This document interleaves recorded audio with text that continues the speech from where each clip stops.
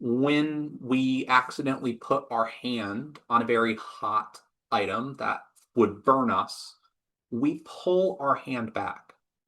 And we pull our hand back so fast that the signals don't have a time to go from our hand all the way to our brain and back.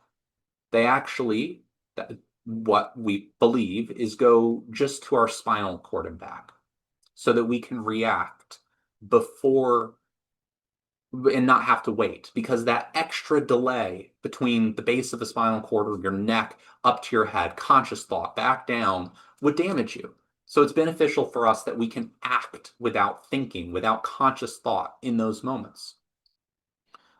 And so, if we follow that logic, there are likely inputs to LLMs, even ones that we could definitively say are conscious, are alive, are whole entities in and of their own right.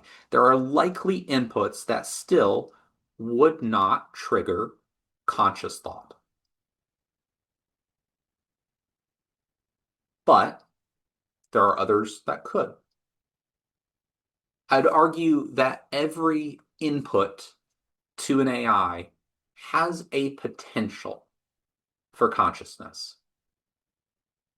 And what we are likely to see, and this is again my contention, my argument, not the companies or anything, is that over time, we will see more and more outputs that look to us like consciousness.